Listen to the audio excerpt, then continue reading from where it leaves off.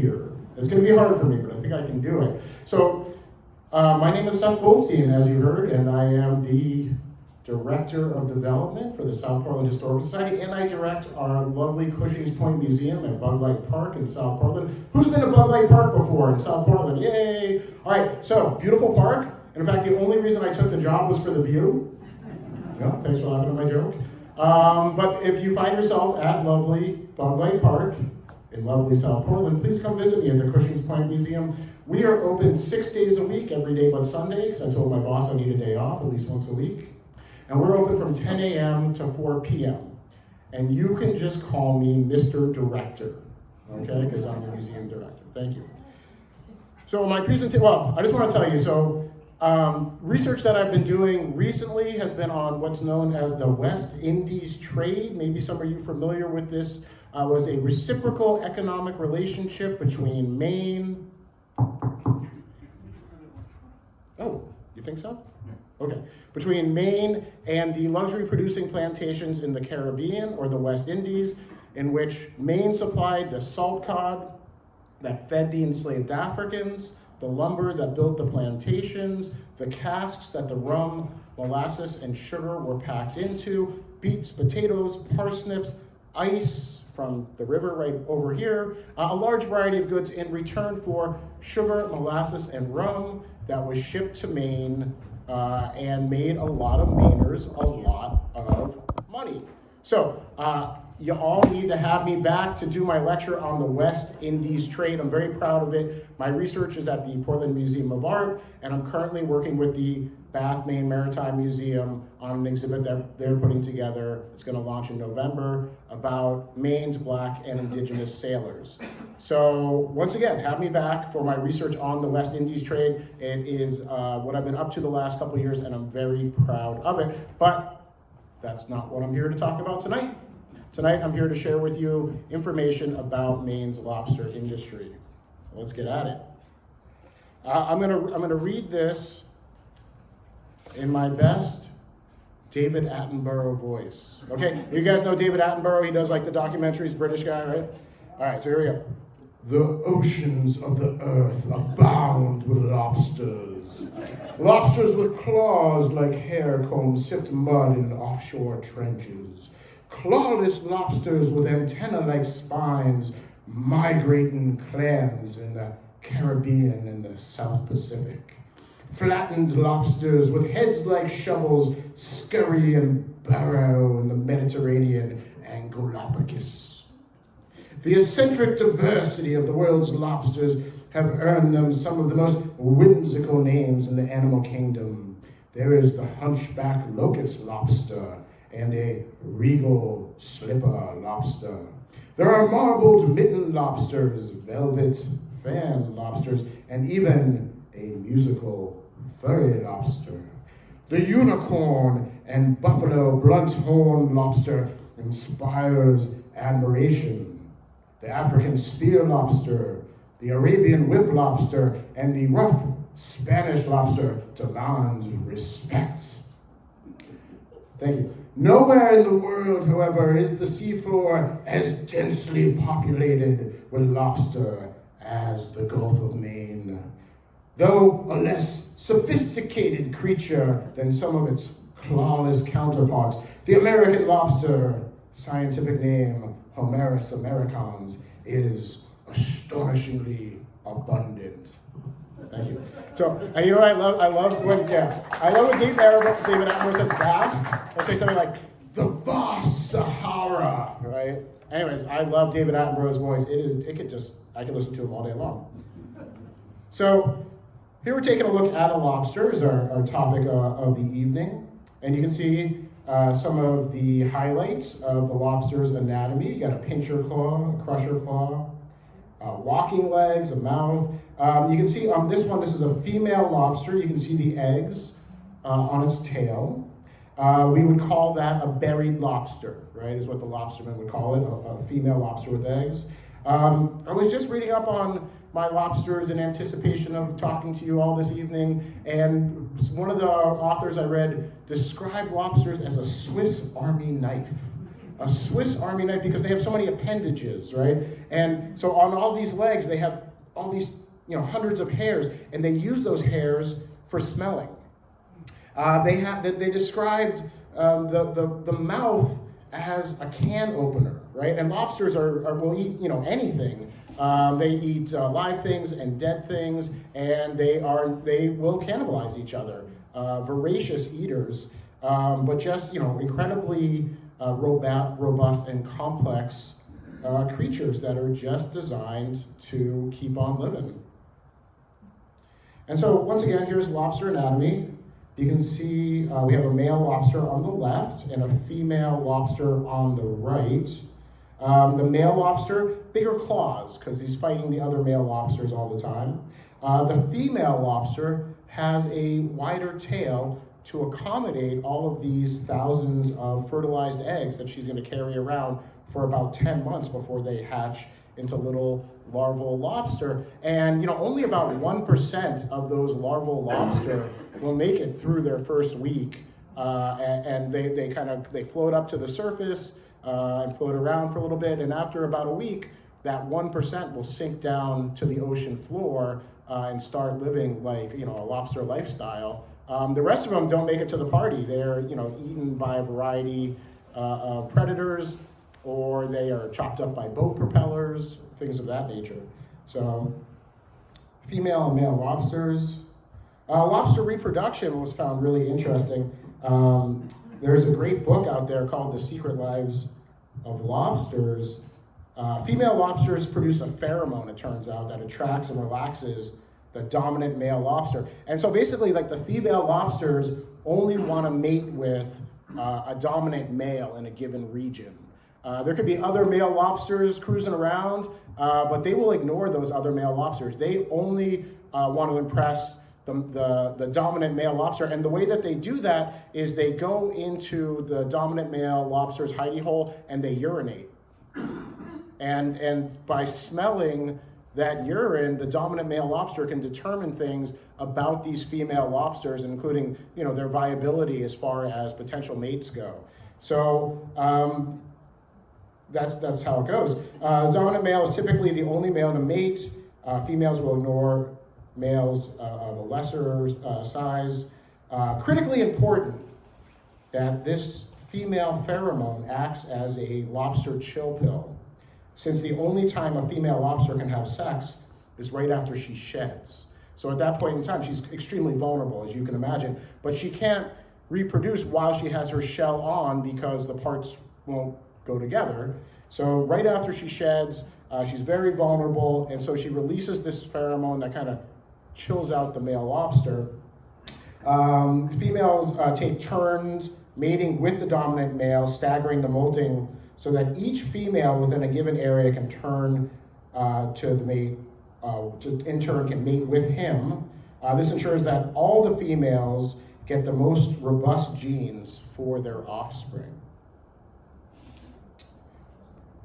So I'm going to talk a little bit about indigenous foodways. So Northern New England indigenous diet, basically you had the indigenous people lived a migratory lifestyle, and they would go in the interior in the winter, and they would pursue bear and deer and moose and beaver, and then in the spring they would migrate to the shore, like a lot of us do, and they would, early on in the spring, they would subsist off of andromous fish. These are fish that swim upstream to breed. So you think your herring, your shad, your alewives. This has been described as some historians as a bonanza. It was a bonanza for the indigenous people of this region because sometimes the hunting wasn't great in the winter and they would be hungry.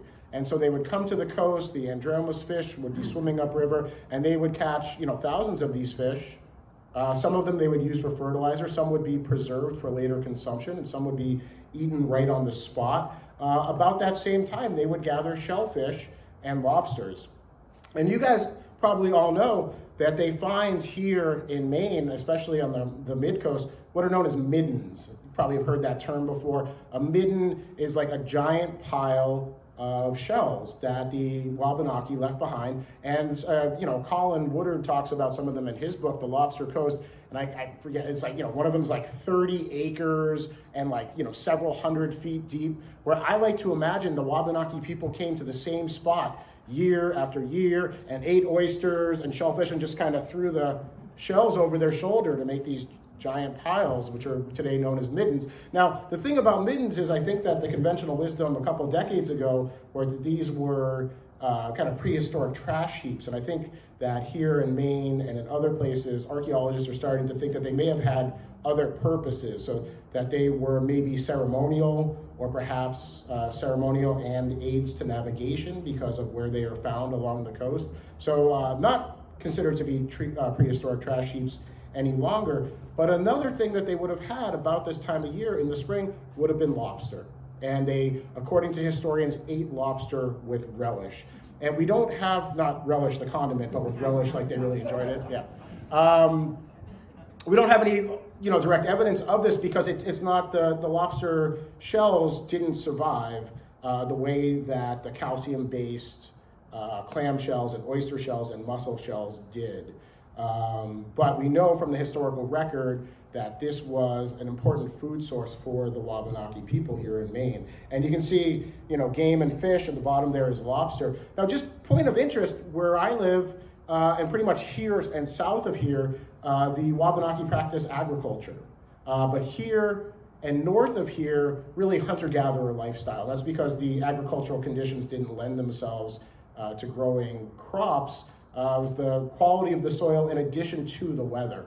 So, but south of here, like I said, where I'm coming from in South Portland, they did practice agriculture. And one of the things they grew, as probably many of you know, was what was known as the Holy Trinity, the corns, the beans, and the squash, which were grown symbiotically. They would grow the corn, and then they would plant the squash plants around the corn so that the broad leaves of the squash plants protected the shallow roots of the corn plant, and then they would grow the beans up the corn stalk like a trellis. But pretty much from the river north of here, a hunter-gatherer lifestyle.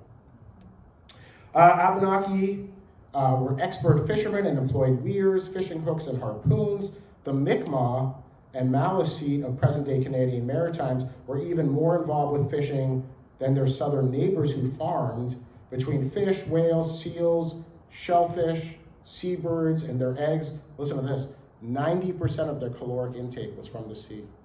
90% of their caloric intake, right? Many of the species of fish important to New England Native Americans, as I said, were these andromous fish, the fish that needed to spawn in fresh water. It turns out this will be an early point of contention between colonizers who build dams on rivers to grind their corn, but also to cut their wooden boards. And every time they build one of these dams across a stream or a river, stops the andromous fish from being able to breed, no more baby fish. And this is a very important food source that is very early in the colonial period taken away from the Wabanaki. And here you can see, this is what's known as a plummet or a weight hanging from the net that would have kind of held the net on the floor of the water. Fish species, alewives, salmon, lived in the ocean but moved to fresh water. And as I said, they've been described as a bonanza for the Wabanaki. A lot of these fish were smoked or in some other way preserved for later consumption. Different communities would gather at the rivers during these spawning seasons and exchange news and sometimes arrange marriages. So I love that idea of, you would have various groups that would come together at the rivers to harvest these fish, and they would say, oh, how was the winter, you hear any good stories, like, hey, I heard you got a marriage-age daughter, etc. Now, so this is John Smith, Pocahontas fame, one of the early European explorers here on the coast of Maine. I believe he's here in 1616, so pretty early. And he's the guy who coins the term New England, by the way. He goes back to Old England first he comes here and he's looking for gold and silver, like the Spanish and Portuguese had found in their colonies in South America, Mexico and Central America. He doesn't find any of that stuff up here.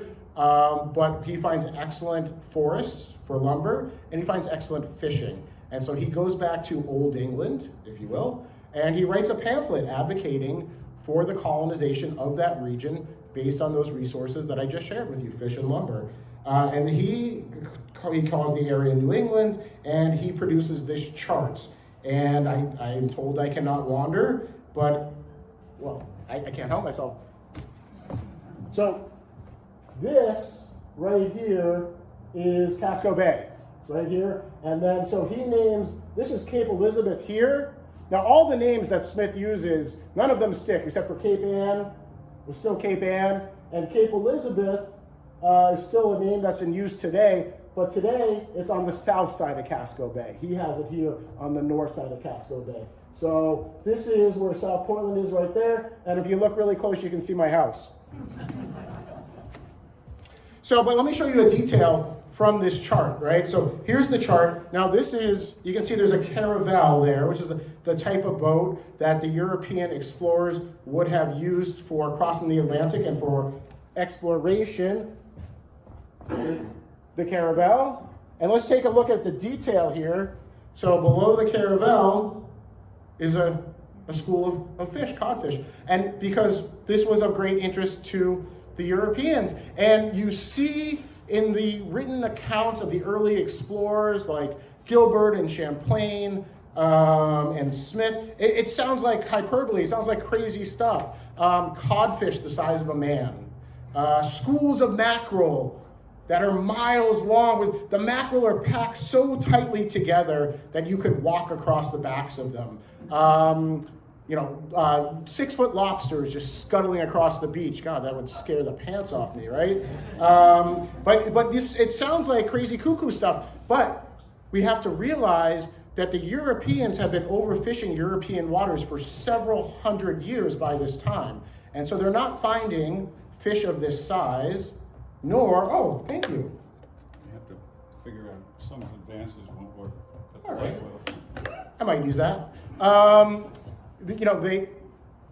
We're not finding fish of this size or fish in this quantity in European waters any longer due to several hundred years of overfishing that had already existed, and because the Gulf of Maine is one of the most prolific fisheries in the world. Why such a prolific fishery here? It has to do with the underwater topography of the Gulf of Maine. So you can see that the Gulf of Maine is cut off from the Atlantic Ocean by two large undersea banks, George's Bank and Brown's Bank, and there's only one deep water channel into the Gulf of Maine, and what that allows for is miles and miles of shallow, sunlit water. In addition, you have all of these major rivers that are dumping out into the Gulf of Maine, and with that, all this organic material that's coming down the rivers. So you have organic material circulating around in shallow sunlit water, and those are the perfect conditions for the proliferation of phytoplankton. Phytoplankton, tiny little critters that are the base of the food chain. The phytoplankton are eaten by like baby lobsters, which are then eaten by crabs, which are then eaten by baby cod, which are then eaten by bigger lobsters, which are then eaten by bigger fish. But the basis of all of this is the phytoplankton that grow in the Gulf of Maine because of, as I said, all of these hundreds of miles of shallow sunlit water. And that's why the Gulf of Maine was for hundreds of years this prolific fishery, thousands of years really. In fact, the Wabanaki people have been fishing here for somewhere between 10 and 13,000 years, but I'll remind you that they maintain that they have been here since time immemorial. But according to Western archaeologists and historians, they have been fishing here for at least 10 to 13,000 years, and still today, one of the most prolific fisheries in the world. And here you can see, look at this, here's Old Nep, 40 inches, weighed 30.5 pounds. Once again, that would scare the pants off of me. Now, Colin Woodard, he seems like a nice guy. He said in colonial days, a small boy could bring home enough lobster to feed several families by simply wading along the shore at low tide and gaffing the huge 5 and 10 pound beasts hiding among the rocks. And for those of you who don't know, a gaff is just a stick with a hook in the end of it, right?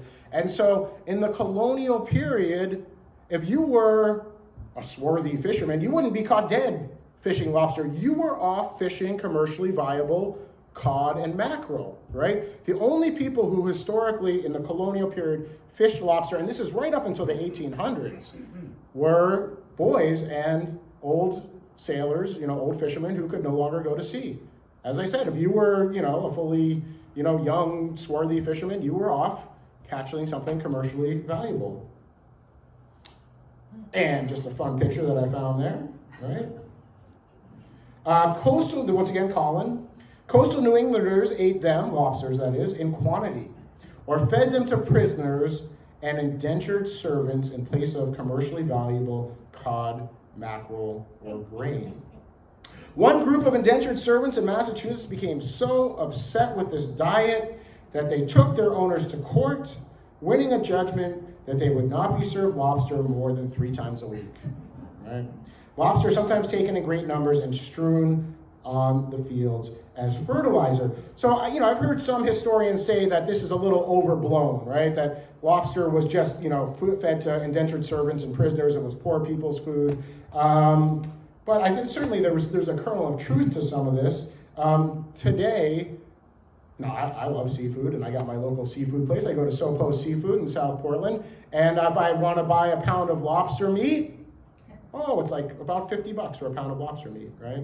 Now, that's $50 for a pound of meat, not for a 50-pound lobster, which once again would be quite frightening, right? But up until recently, there was no machine that could pick lobster meat. It has to be picked by hand. One of the guys from Sopo Seafood told me that recently they started using some sort of pneumatic machine where it literally sucks the lobster meat out of the shell of the lobster. But up until very recently, it all had to be done by hand. And so, today, maybe $50 a pound for lobster meat, historically, fed to prisoners and indentured servants and used as fertilizer. And this is, so interesting to me.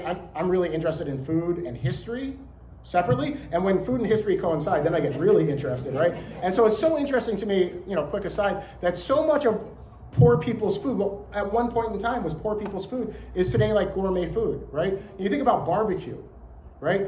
Barbecue was, enslaved Africans in the American South taking tough cuts of meat and slow cooking them to make them edible. Today, it's considered to be a luxury food. Hamburgers, hot dogs, all sorts of different seafood, clams, oysters, right? Oyster today, so it's like $1.75 to $2 for an oyster, and you have to shuck it yourself, or you can have somebody shuck it for you, and it's like $3.50 for an oyster. But historically, they were served out of hot dog carts in Manhattan, and it was, once again, this was working class food, poor people's food. So I just find it so interesting that a lot of these foods today that we put up on a pedestal were historically the food of the poor or working poor.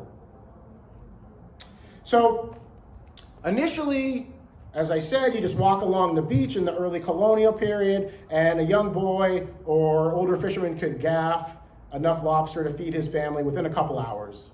And then, due to a little bit of overfishing, and this is the story with, all of the fisheries in Maine, is there's overfishing. And then resource, is very valuable. And so instead of laying off that resource, they come up with a new technology that allows them to keep on fishing, and then it's, eventually some of these become no longer viable. Think about the Maine shrimp, right? Which Maine shrimp fishery has been closed now for, 10 years. When I first moved to Maine, I'm originally from Massachusetts, don't hold it against me. You could get Maine shrimp for, it was like $5 a pound.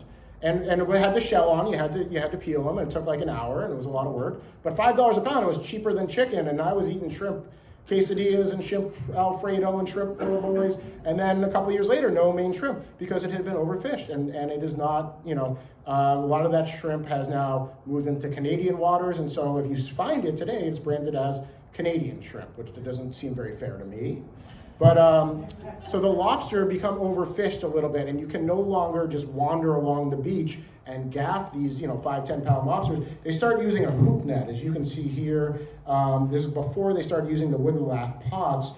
They sat flat on the ocean bottom. They would use maybe a hoop from a barrel, and they would put a net in the bottom of it, and then they would build, maybe using part of a barrel, something that hung over it that the bait would hang from, and then attach that to a rope. And so they would drop this to the ocean bottom, and then the fishermen, after about a half hour, would pull this up, and whatever was in there You know, it would be lobsters, crabs, maybe, a couple other things. That's how they would get their catch. In probably the late early 1800s, these hoop nets. And then, of course, you get the evolution of the wooden lath pot. The early lath pots, round tops, formed by bent sticks. The wood that was used was spruce for the bows and spruce or oak for the lath.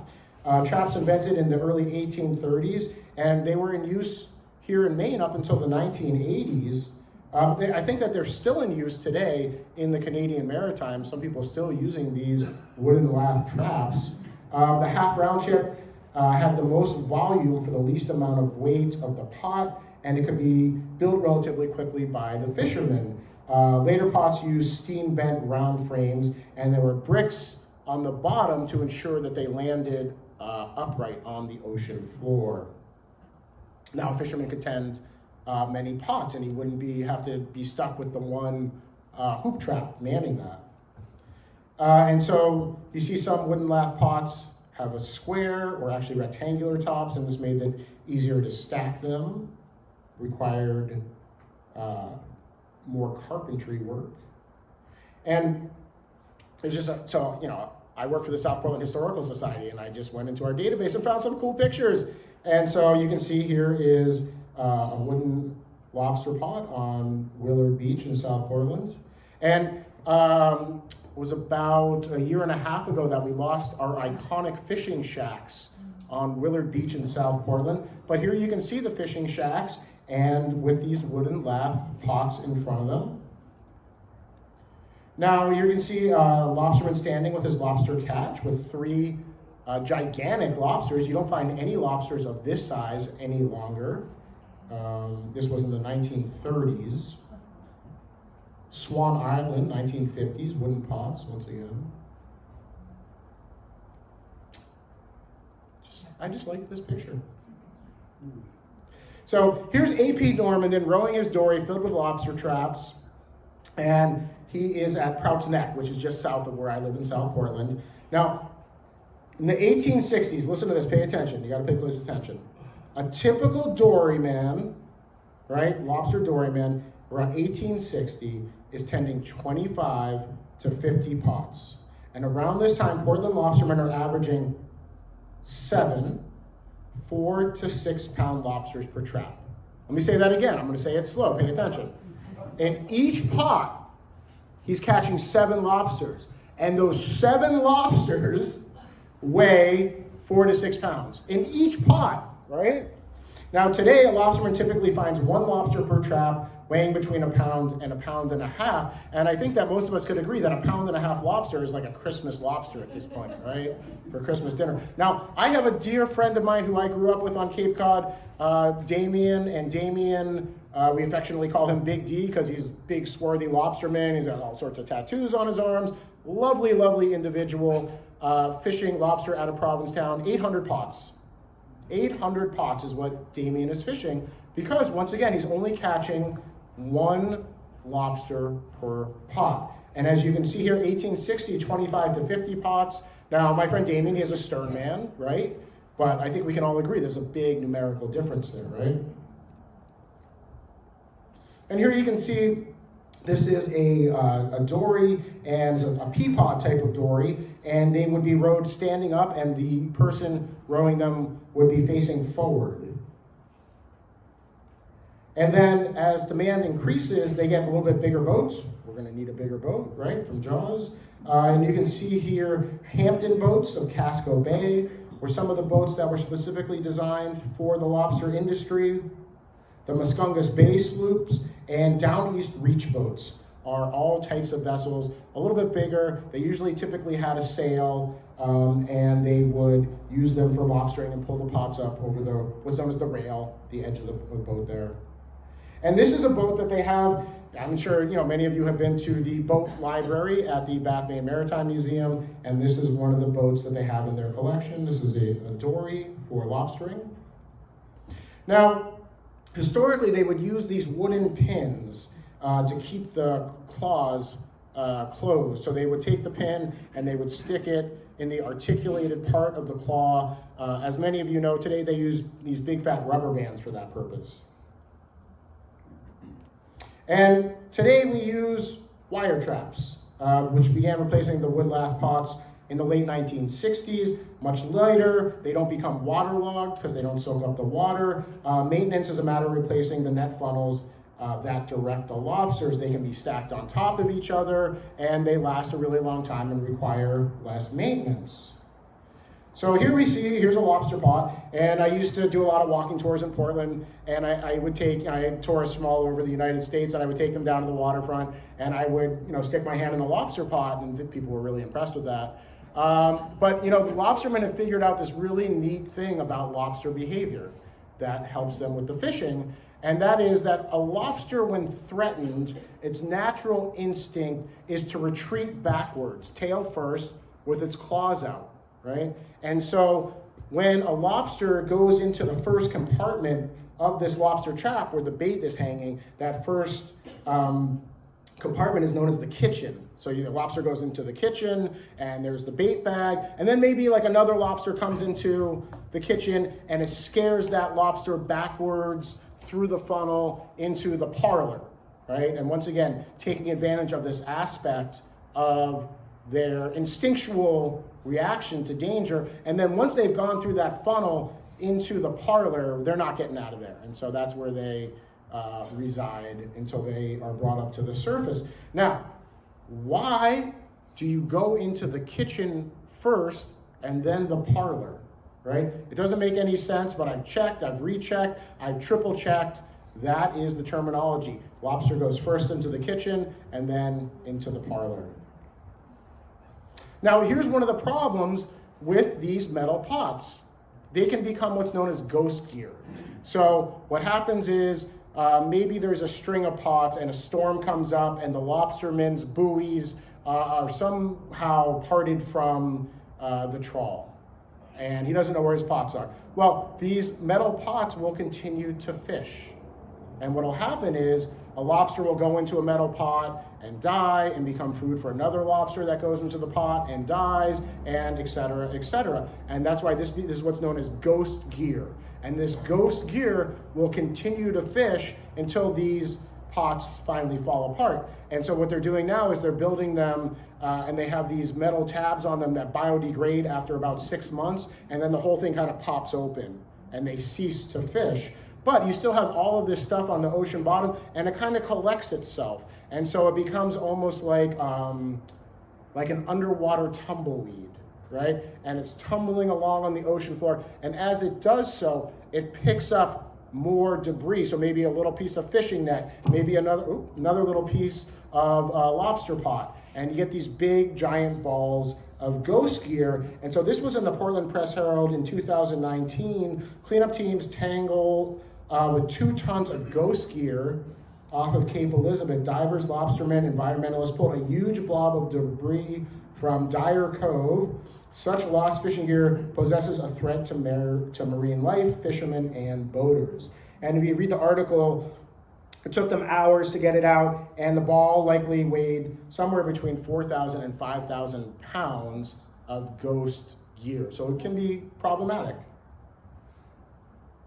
You've got the lobster buoys were originally made out of wood on a lathe, and was turned.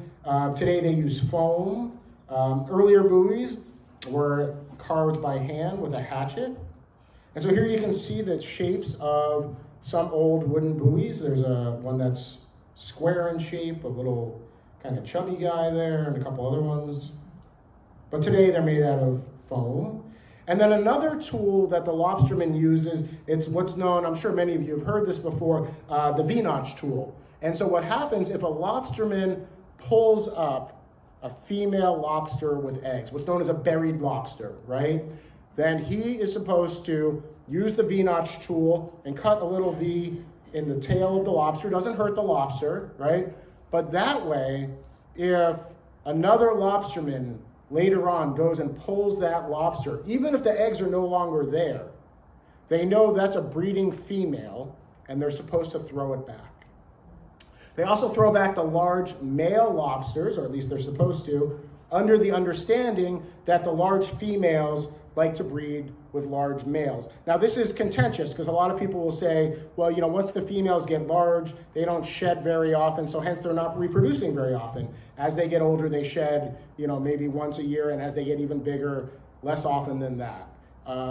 So where some people believe that you have these large females are good for the species, other people say it's not so much of a big deal.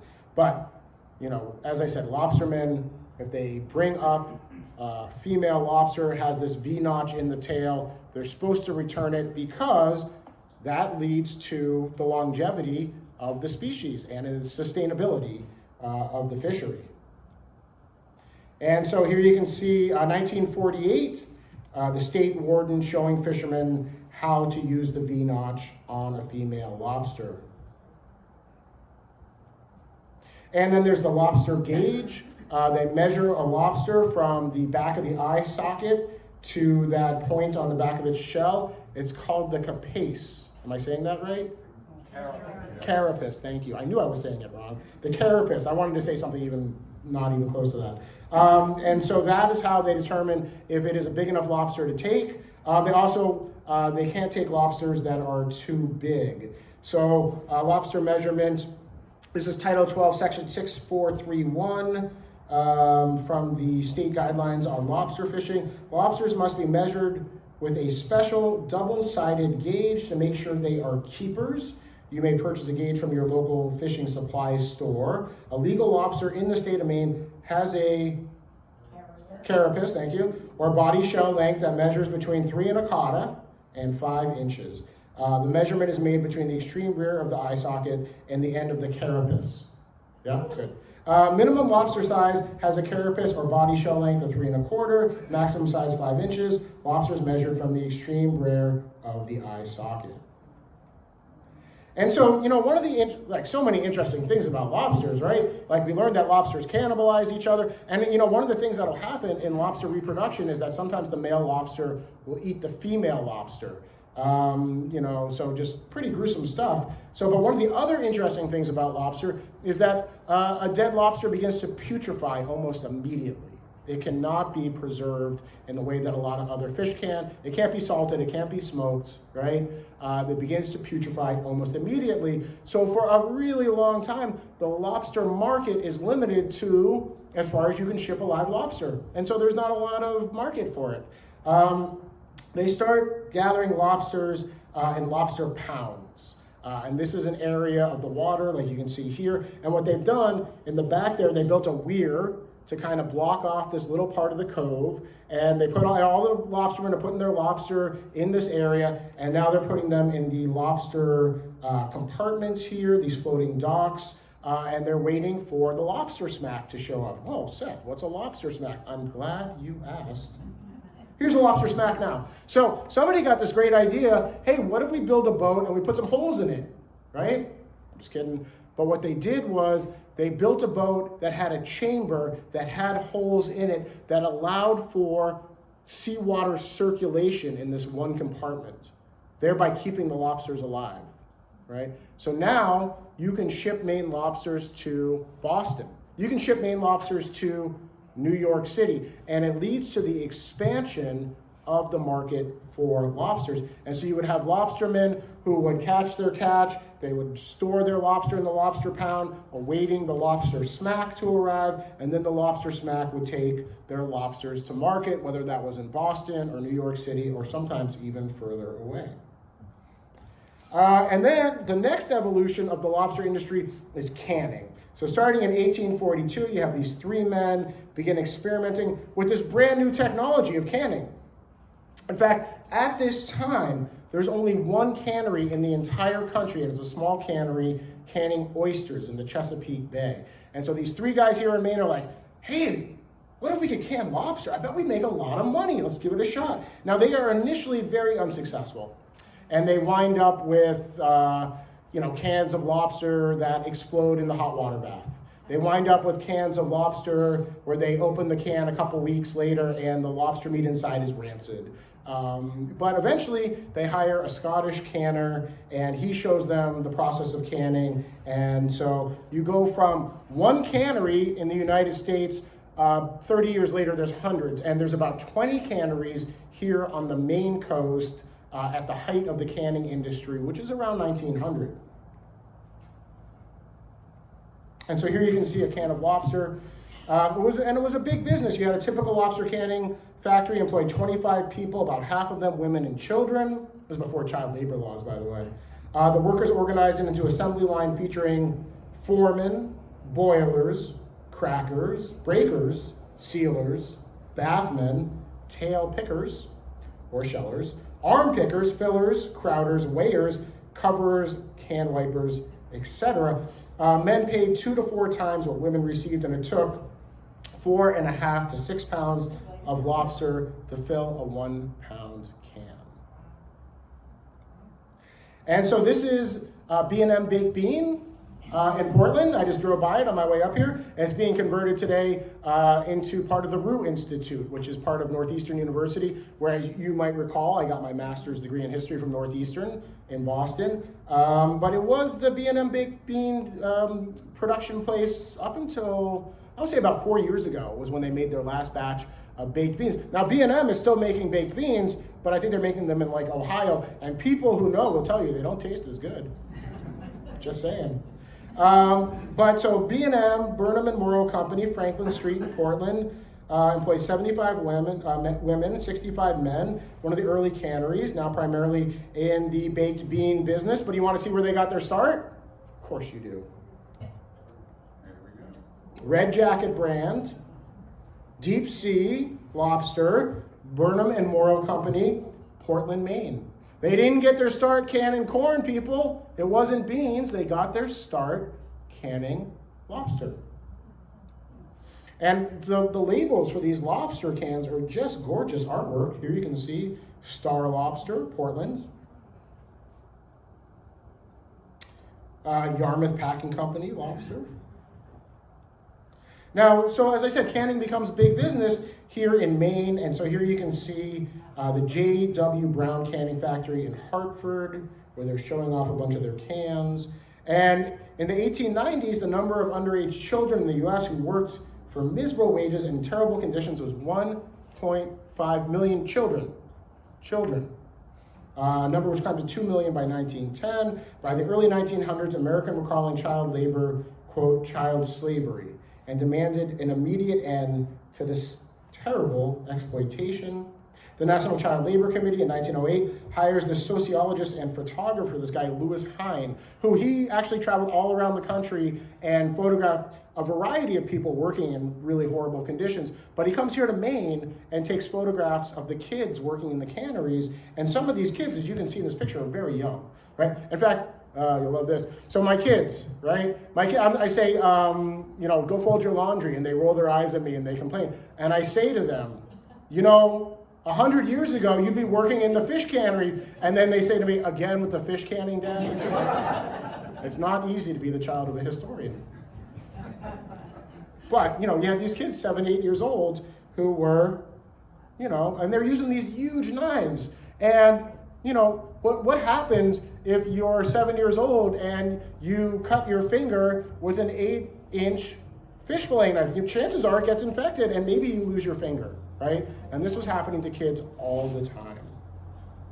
So it's a big part of what's happening here in Maine in the early 1900s. And then you have child labor laws that come along soon thereafter. The boats change, because of diesel engines. So you wind up with lobster boats that look more and more like this. And I thought this was really interesting. So I work with my executive director, a really cool lady, and she writes articles about local history, and this is amazing. So there was a company in South Portland after World War II that tried to invent an artificial lobster bait, and they called their company Lobster. And I was just rereading the article in anticipation of chatting with you all this evening, and they tried all sorts of different types of fish oil. And this was the funniest thing. They had heard from some lobstermen that a brick soaked in kerosene would attract lobster. It doesn't. Right? And so they tried all these different things. And their company went out of business because they couldn't find anything that was going to catch lobster as well as the bait. And for the bait, today they use, basically fish skeletons, so a fish where the fillets have been taken off, or they'll use fish heads. It is illegal to use offal, which is like fish guts, stuff like that. But I just thought this was so neat. This company, Lobster. So, I got people who come into my museum all the time from away, and I tell them, you should go to the Lobster Shack at Two Lights, where you can sit at a picnic table and eat your lobster roll or your lobster dinner as the Atlantic Ocean is crashing on the rocks next to your picnic table. And this is what we in Maine call eating in the rough. And it's this experience that goes back, decades and decades. And I think what a lot of even Mainers don't realize, it's fascinating, is that a lot of these big restaurants, you got these giant seafood restaurants. I got one in Scarborough where I live, and it's like 8 cash registers with high school students working all the registers with an electric menu behind that reflects the ever-changing price of the seafood. Well, a lot of these places open up as just a cauldron, like a kettle, with picnic tables, right? And so you can see here, the Lobster Pound restaurant opened in 1926 as just a shanty, and who doesn't love a good shanty, right? A shanty with an outdoor cooker. So just like a shack and a big kettle and picnic tables. And this is, once again, this is known here in Maine as eating in the rough. Best lobster roll in Maine. I found this article. It's from Reds.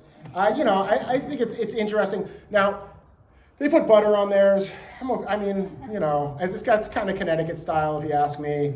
Here, that's right. Here in Maine, we just do like a little bit of mayo. Now, this is me, right? And I try not to, I won't be judgy. I'll try not to be judgy.